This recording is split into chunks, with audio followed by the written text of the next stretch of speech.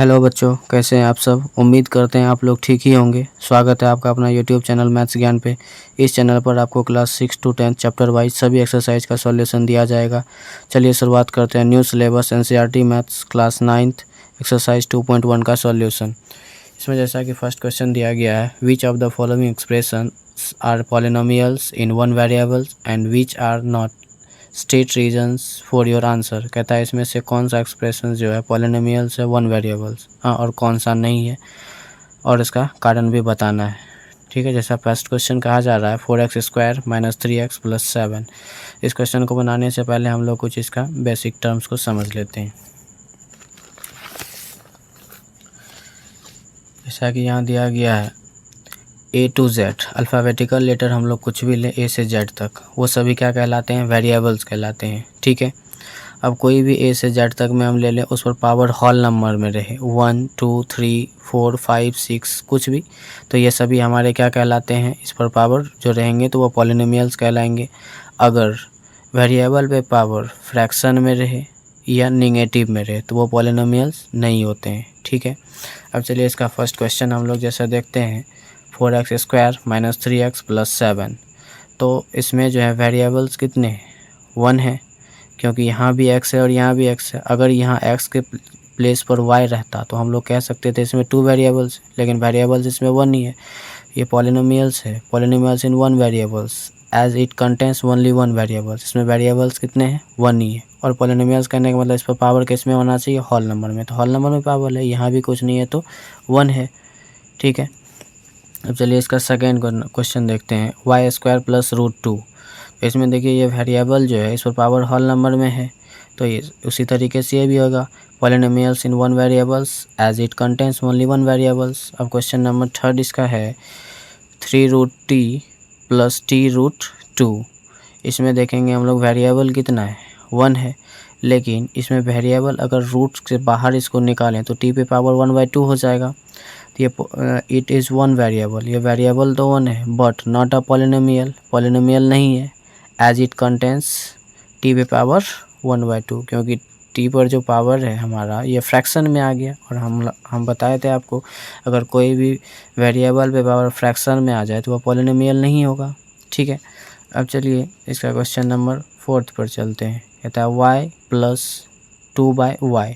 अब देखेंगे इसको अगर हम लोग सिंप्लीफाई करें तो ये y + 2 और नीचे में y है, एक्सपोनेंट में आप लोग पहले पढ़े हैं इसे पिछले एक्सरसाइज में, y पे पावर कितना हो जाएगा, इसको ऊपर की ओर ले जाएंगे तो -1। ये वेरिएबल तो है और एक ही वेरिएबल है, यहाँ भी y है यहाँ भी y है, लेकिन इस वेरिएबल पे पावर क्या है हमारा, नेगेटिव में आ गया। और बताए थे पावर जब नेगेटिव में रहेगा तो वह पॉलिनोमियल नहीं होगा।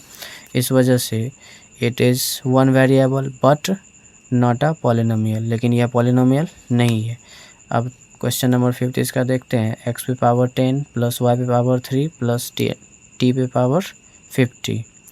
तो इसमें वेरिएबल्स कितने हैं, 3 वेरिएबल है, अलग अलग वेरिएबल है, लेकिन इसमें पावर जो है क्या है, सब होल नंबर में है। इसको हम लोग पॉलिनोमियल बोलेंगे, है ना। It is a polynomial with 3 variables, ये पॉलिनोमियल है और इसमें वेरिएबल कितने हैं, 3 हैं। इसका क्वेश्चन नंबर 2 को देखते हैं हम लोग।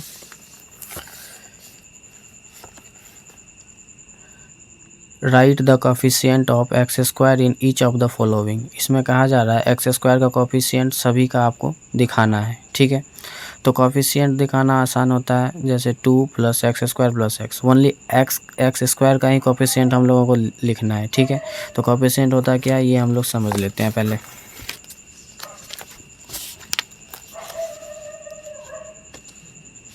जैसे कि एग्जांपल के तौर पर हम लोग लिख लिए 2x² + 3x + 1। तो यहाँ पर x² के बगल में जो हमारा ये कांस्टेंट टर्म है ना, यही क्या हो जाता है, इसका कोफिशिएंट हो जाता है, ओनली x² का। अगर x का कोफिशिएंट इसमें पूछा जाए तो 3 हो जाएगा, अगर x² का कोफिशिएंट पूछा जाए तो 2 हो जाएगा। इसी तरीके से अब इन सभी का हम लोग कोफिशिएंट को लिखेंगे। जैसे यहाँ पर दिया गया है 2 + x² + x, तो x² का कोफिशिएंट पूछा जा रहा है, इसमें इसके आगे कुछ नहीं है तो 1 तो छिपा हुआ है, तो इसका कोफिशिएंट क्या हो जाएगा, x² का यहाँ पर 1 हो जाएगा। ठीक है, अब उसी तरीके से इसमें भी 2 - x² + x³ तो x² का कोफिशिएंट यहाँ पर क्या है, 1 है।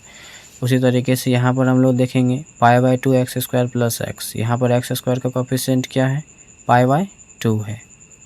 ठीक है, अब इसमें पूछा जा रहा है √2x - 1, तो क्या इसमें एक्स स्क्वायर कहीं है, नहीं है, तो इसमें एक्स स्क्वायर का कोफिशिएंट क्या हो जाएगा, 0। ठीक है, ऐसे भी हम लोग लिख सकते हैं coefficient of x square is 0, coefficient of x square is 0। ठीक है, 2 नंबर में इतना ही क्वेश्चन था। अब हम लोग चलिए क्वेश्चन नंबर 3 देखते हैं।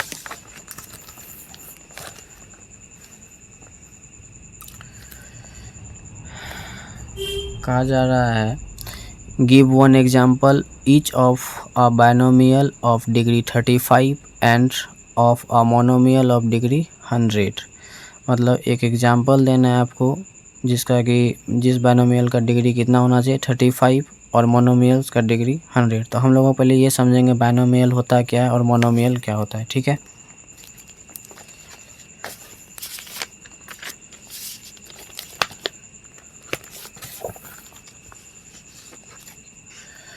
मोनोमियल मतलब होता है वह एक टर्म में रहता है, बायनोमियल मतलब होता है वह 2 टर्म में होता है, और ट्राइनोमियल मतलब होता है वह 3 टर्म में होता है। तो अब हमको लिखना है बायनोमियल ऑफ डिग्री 35 का। ठीक है, तो कोई भी हम लोग ले लेते हैं, जैसे x पे पावर 35 + 1, ये इसका एग्जाम्पल हो गया। ये देख रहे हैं कि ये 2 टर्म में है और x पर पावर कितना है, 35, और हमको डिग्री ही दिखाना था इस पर 35, तो हम लोग दिखा दिए। और दूसरा कह रहा है monomial of degree 100, monomial of degree 100। कोई भी मोनोमियल मतलब टर्म कितना होना चाहिए, कोई भी आप वेरिएबल ले सकते हैं, जैसे हम z ले लिए, z पे पावर 100। एक कोई और दूसरा एग्जांपल भी ले सकते हैं, y पे पावर 100, x पे पावर 100, ऐसे एज इट इज हम लोग कुछ भी ले सकते हैं। चलिए अब हम लोग इसका क्वेश्चन नंबर 4 देखते हैं।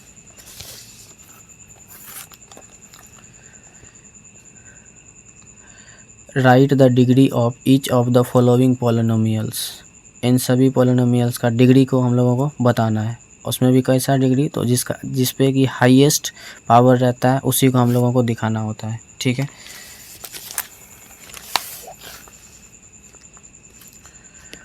जैसे यहाँ पर है 5x³ + 4x² + 7x। ठीक है, इसमें हाईएस्ट पावर किस पर दिया गया है, आप ये ध्यान से देखेंगे तो हाईएस्ट पावर कितना है यहाँ पर 3, तो यही इसका आंसर हो जाएगा। इस पे 4 - y², तो पावर हाईएस्ट किस पर है, ये, तो ये इसका क्या हो जाएगा, 2 आंसर हो जाएगा। उसके बाद 5t - √7, तो इस पर हाईएस्ट पावर कितना है, t, ये तो हमारा क्या हो गया कांस्टेंट टर्म, यहाँ पे t पे पावर कुछ नहीं है तो 1 है, तो इसका हाईएस्ट पावर क्या हो जाएगा 1। और इसमें देखें कोई भी वेरिएबल टर्म है ही नहीं, तो इसका पावर क्या हो जाएगा 0। ठीक है, अब चलिए हम लोग इसका क्वेश्चन नंबर 5 को देखते हैं। Classify the following as linear, quadratic and cubic polynomials. हम लोगों को बताना है इसमें कौन सा लीनियर पॉलिनोमियल है, कौन सा क्वाड्रेटिक है और कौन सा क्यूबिक पॉलिनोमियल है। ठीक है, हम लोगों को समझना होगा कि लीनियर का मतलब हो जाता है आपका हाईएस्ट पावर उस पर 1 होना चाहिए, उसी को हम लोग लीनियर पॉलिनोमियल बोलेंगे। क्वाड्रेटिक पॉलिनोमियल जिसका हाईएस्ट पावर 2 होना चाहिए, और फिर क्यूबिक पॉलिनोमियल जिसका हाईएस्ट पावर कितना होना चाहिए, 3 होना चाहिए।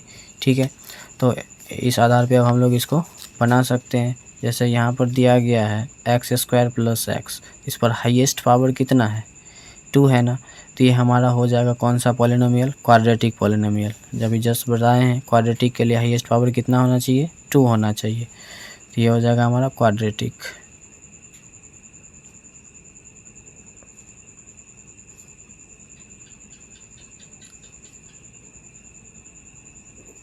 और दूसरा क्वेश्चन है इसमें x - x³, इस पे हाईएस्ट पावर कितना है 3, तो ये हो जाएगा हमारा क्यूबिक पॉलिनोमियल, क्यूबिक पॉलिनोमियल। और ये y + y² + 4, इस पे हाईएस्ट पावर कितना है 2 है, तो ये हमारा क्या हो जाएगा क्वाड्रेटिक पॉलिनोमियल। ठीक है, और 1 + x, इस पर हाईएस्ट पावर कितना है, अगर कुछ भी नहीं है तो 1 यहाँ पर छिपा हुआ है, तो ये हमारा क्या हो जाएगा लीनियर पॉलिनोमियल।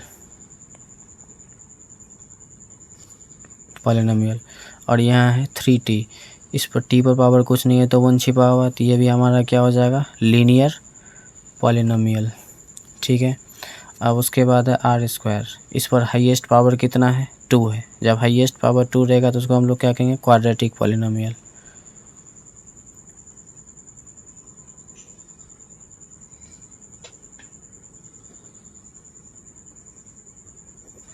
उसके बाद लास्ट क्वेश्चन है इसका 7x³, इस पे हाईएस्ट पावर कितना है, 3 है, तो ये हो जाएगा हमारा क्यूबिक पॉलिनोमियल।